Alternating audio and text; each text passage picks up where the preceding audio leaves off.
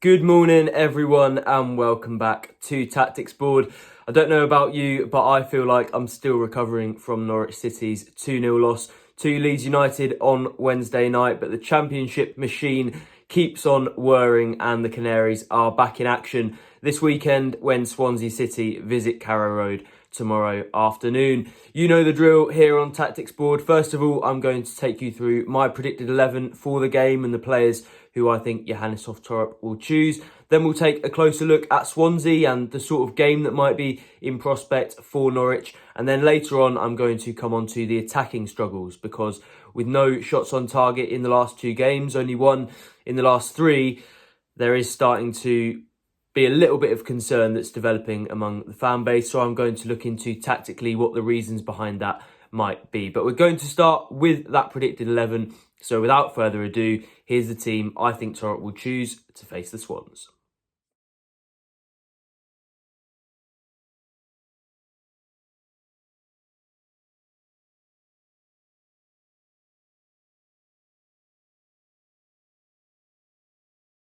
So I've gone for Angus Gunn in goal, Kellen Fisher at right back, Shane Duffy and Callum Doyle at centre back, with Ben Krezene on the left of defence, Kenny McLean, Emiliano Marcondes and Oscar Schwartau in midfield, with Ante Sienats on the right, Lewis Dobbin on the left and Josh Sargent through the middle up front. You'll notice that I've predicted quite a few changes for Torp's lineup, and that is because basically it's a completely different game to the last two. And obviously we'll come on to the tactical complexities of it and the sort of side that Swansea are. But when you consider the fact that Norwich have been away to Sheffield United and Leeds in the last week, and now they're facing a team that I think has been out of form in recent weeks, has faced a lot of criticism, and also visiting Carrow Road where Norwich have typically been very strong, and it does feel like it should be a totally different type of game. Norwich will hope to dominate possession. They'll hope to have the initiative for most of the game and try to create chances on a regular basis. So I think Torp may pick a team that's maybe more based around having the ball and less around what they do without it. So for that reason, I've got Fisher back at right back, and we know how much Torp likes to have those inverted fullbacks. I think that is still the role for him at the moment, and although there were some positive strides from him in midfield, I don't think he's necessarily still a frontline option in that area, even though Norwich do have some injuries there. So I think it could be Fisher back at right back. At left back, there's a bit of a debate about whether Ben Krezene will be replaced by Lucien Mahovo, and I can understand those calls because I don't think Krezene maybe did have his best game against Leeds. Obviously gave a penalty away against Sheffield United as well, but we have to remember that Mahovo is still fairly early in his career, in his sort of journey to the senior team at Norwich. He's only recently signed a new professional contract, and clearly he's somebody they like a lot. I think he's adapted very well to the rigours of first team football early on, but I feel like Torp will maybe try to go for a more phased approach. I wouldn't be shocked if he put him in there, but I'm just about going for Krezene at left back there. Then in midfield, replacing Fisher, I've got Schwartau, who of course has played in all sorts of different positions for Norwich, but I still think this looks like his best one. Played as a false nine against Leeds, came on the right wing against Sheffield United.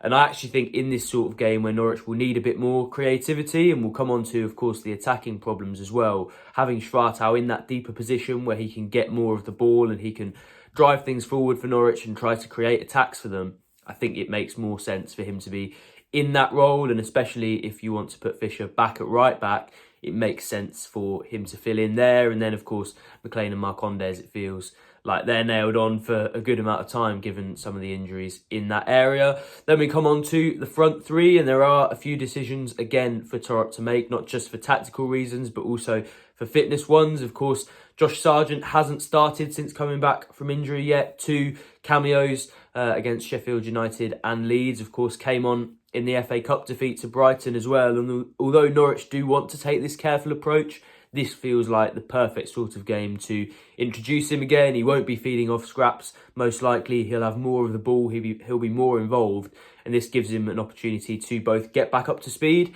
and be really effective for Norwich in an area where they do need a bit more presence. So I'd say it may well be him up front. Then I've got Ante Cianats on the right instead of Onel Hernandez, because I think although Hernandez has shown a lot of his qualities in recent weeks, he hasn't really produced that much of an end product. And in a game where Norwich maybe will be against a deeper defence and he can't show off his pace as much, somebody with a little bit more creative ability and slightly more technical as a player like Cianats may well be preferable for Torup. So that's the team I've gone for. I may well be wrong, and of course there are a lot of variables going into this one, even though Norwich's first team squad is slimmed down by injuries at the moment. But either way, it should be interesting when that team news drops at 11:30 tomorrow. Coming on to Swansea, and it's clear the way that they want to play. They've had the second most possession in the league this season. I think they're up and around an average of 60%. And they do clearly want to dominate the ball. They want to play passing football and maybe do that in almost a similar way to what Norwich have. But also, some of their struggles over the season and over recent weeks have been quite similar to when Norwich haven't been at their best. They haven't necessarily had the potency to create those chances in the final third, even if they are good at getting it there with their passing. They also have made quite a few individual errors at the back, and defensively they've looked all over the place at times, particularly in that derby loss to Cardiff. They really looked like defensively they were vulnerable almost every time the ball went into their third. So there are definitely weaknesses that Norwich can exploit, but they showed their strengths at the Swansea.com stadium earlier on in the season. They pressed Norwich really high. They almost suffocated them early on. They were very physical. Norwich obviously losing 1-0 and really struggling to progress the ball into dangerous areas. Of course, when they did create the chances, they weren't clinical, and that's where they will need to be different this time. You'd think that after a few more months of practicing this passing out from the back setup and the way that Torup wants to play, that Norwich will be more comfortable playing through that press. But what will also help them will be some of the personnel involved. Of course, Amankel Forson really struggled in that game. I think physically didn't look quite up to it and was still adapting to the Championship. Schwartau was in that team as well, and I think that Schwartau has had time to develop physically. Since then, Emiliano Marcondes has come in, and of course, although he is mainly a technical player, he does bring a decent physical presence, and of course he knows all about the Championship and the physicality that comes with that. So if the defenders can keep their cool and avoid errors, then Norwich do, in my opinion, have a greater chance of playing through that press and trying to create chances. But then it's about that quality in the final third, not only with the final pass and with creating those chances, but also with putting them away, which of course they did struggle with in South Wales earlier on in the season. So plenty for Norwich to think about. It should be tactically quite an interesting one, because both of these teams will want to have the ball, will want to dominate possession, and will want to control things in that way.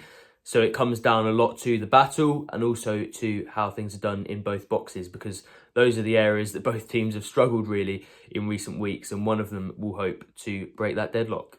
On the theme of breaking attacking deadlocks, there has been a lot of talk about City's impotence in front of goal and in the final third in recent games. Of course, no shots on target in either the Leeds game or the Sheffield United game, and they did struggle also to create chances against Brighton in the FA Cup, but obviously they made loads of changes for that one. It was against Premier League opposition, so we maybe don't need to dwell on that too much. But I think you look at the last two games and it has been concerning, to be honest. They've played some decent football out from the back. Sheffield United sort of allowed them to do that a little bit and set up in a way to stop Norwich creating those chances. But Leeds actually wanted to press a little bit higher, wanted to get the ball off those Norwich players in the defence and create chances that way. But they didn't really do that because Norwich actually played it round them very well. But then they got into that final third and they just didn't really have the quality. They had Onel Hernandez, who was showing a lot of running and a lot of willing, but maybe not that quality at the end of it. The same with Lewis Dobbin on the other side, who looks like actually quite a similar player in a way, when actually they needed the players to sort of slow things down and just show that quality and a bit of poise when they got into those areas. That's why I think Cianats could be a real plus for Norwich in this game. And I know he hasn't impressed much over the season so far, and I absolutely share those concerns. But I think in this sort of setup where he can drift inside, can get on the ball and can try to find those through balls and maybe a couple of shots from the edge of the area, that's his sort of game. I don't think it's as much his game to run in behind and play that more physical central role, which is obviously what he's had to do without Sargent. But if Sargent does come back into the team and Seaman is out on the right, then they do have somebody there who I think can look for those passes and can maybe move the Swansea defence around a little bit, test them in an area that has been fragile recently. I also think Schwartau in there is maybe the closest thing that Norwich have to a sort of traditional number 10. I think Marcondes isn't too far off that either, but for me that's an area they've been lacking in for a while really. They don't have somebody who can create those individual moments, not necessarily in a direct wide sort of way and beating defenders and trying to get crosses in and cause chaos in the box, but in an almost Emi Buendia, James Maddison type way where they can create chances and they can spot passes that maybe other players haven't really spotted. So I think Norwich will need to look for creativity in that way a little bit as well if they want to exploit Swansea's weakness. Callum Doyle's passing could also be a real strength in that sense, and it feels like this is the sort of game where in an attacking sense they do have a better chance to create opportunities than they have in the last two. But there are no doubt issues with the quality in that area. You could blame it on the players. You could say that the system hasn't been optimised for those players as much, but with a few coming back, maybe even Josh Sargent starting this one, it feels like they have a decent chance to get back on the score sheet against Swansea, and of course they'll hope that they can produce a positive result. We'll have all of it covered across our channel, so if you go to pinkun.com/subscribe, you'll have access to all of that. Thank you very much for joining me on Tactics Board today. Of course, I'll be back with you next week when hopefully all of the negativity and all of the worries of the last couple of games have drifted away after a nice, comfortable home win. That would be nice, wouldn't it? See you in the next one. And again, yeah, thank you for watching.